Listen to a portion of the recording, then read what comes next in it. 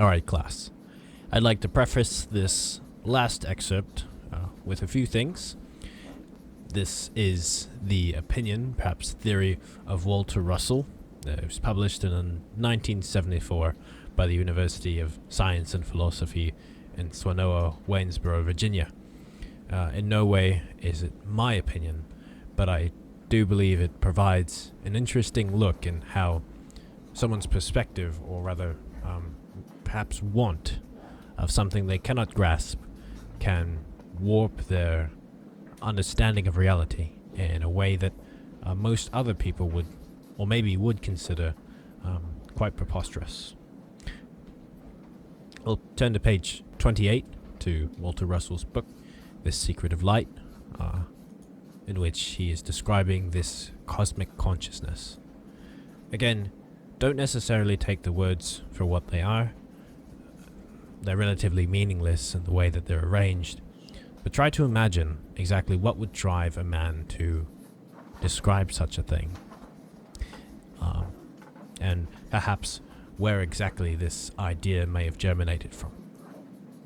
We'll start at the first paragraph on page 28. Cosmic consciousness is the ultimate goal of all of mankind. All will know it before the long journey of man is finished, but there are many in this new age, just dawning, who are ready for part of it, if not fully. Many desire it fully, but it is best that it come bit by bit, for the complete severance is very dangerous.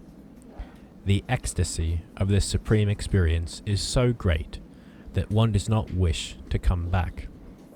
The power of severance from soul to body is within easy accomplishment, but to step back into the body is very difficult.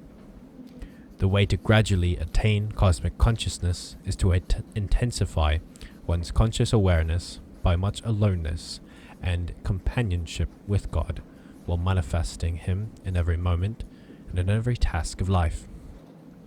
Moment by moment companionship with God brings with it so great a realization of oneness with Him that the transformation into the full realization of unity is apt to take place at any time. Okay, so let's kind of break that down a little bit. What exactly are we looking at here?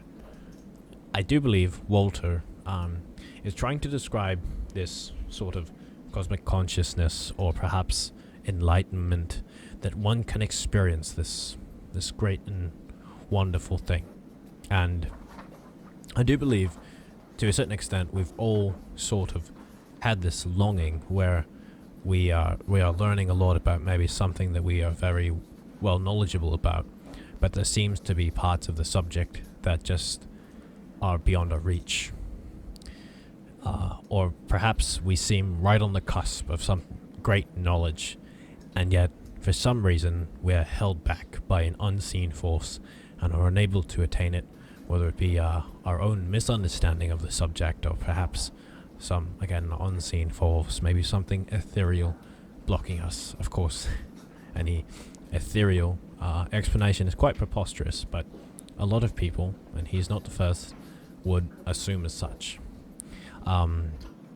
Again, if we look at his moment-by-moment companionship with God, it seems that his belief is that through this special relationship with an ethereal being in which he is coined God, one can experience a separation from the soul from the body, whereas what exactly that means remains to be seen. He talks a lot, but really doesn't say anything of substance, as if one attains cosmic awareness by much aloneness and companionship with God. That may seem profound, but when you really break it down, there's not much being said there. I don't want to challenge this man of alphabet soup, but it does seem like it, where he uses a lot of big terminology and complicated sounding logic to back up a point that is ultimately meaningless, and to talk circles around himself. If there really is the cosmic consciousness, then, I would stand to reason that I would happily retract my statements if something were to be scientifically proven of that nature. But where we are now, with the knowledge that we have, I do believe making any claims that of such is quite unlearned and should be avoided. The more you learn here at university, the more you will develop these feelings, as Walter did, I believe, where you are quite prideful in what you know and thus think that by having all this great knowledge, you are suddenly have this great understanding of the universe. And unfortunately, I have to break it to you. The more you learn, if you learn correctly, the more you understand that there is so much more that you do not understand. And I challenge you not to chalk it up to some great being or some ethereal force that's keeping you from achieving the knowledge that you'd like to achieve, and rather seek out that knowledge and do research or talk to other people and have these conversations. For I do not speak out against religion. If that is your belief, then go, we live in a free country after all. What I am saying, however, is that there are truths to be discovered in our world, but finding those truths is a difficult and treacherous task. And if one is too quick to assume that what they know is the full and ultimate truth, they'll be missing out on a whole plethora of truths that remain to be seen. Anyways, although you won't be quizzed on any finals directly regarding Walter Russell's work in The Secret of Light, I would suggest at least perusing through his work, because it will help you in your analysis of the later texts that will be in your final.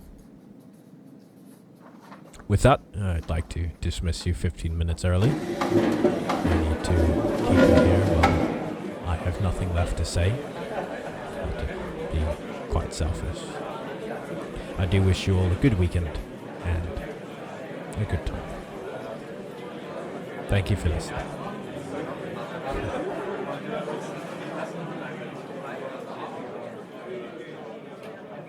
Do you not have a next period to get to?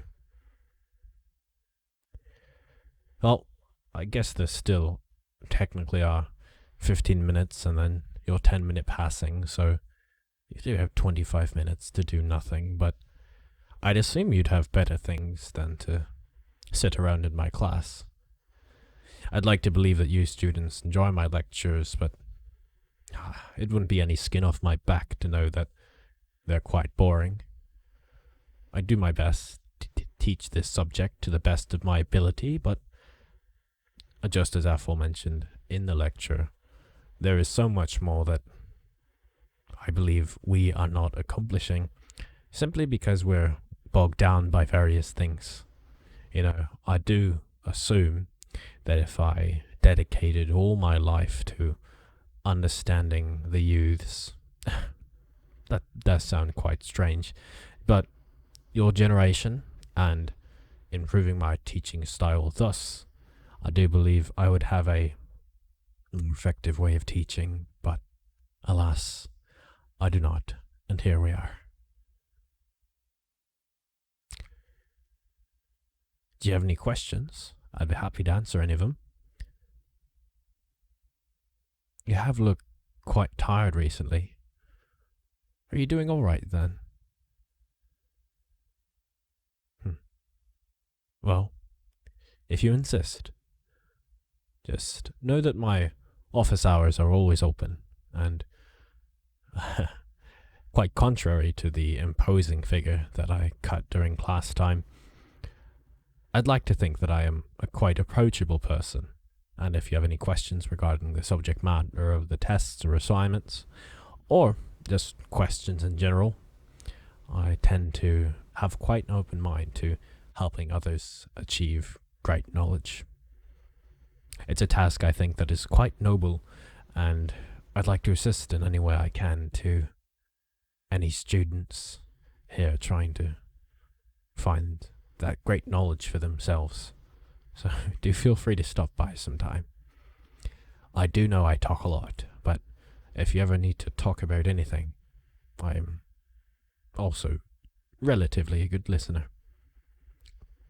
Anyways, I've got to get ready for my next class, but I do hope to see you sometime soon. I'm sure our conversations will be quite legendary. Thank you. Bye-bye for now.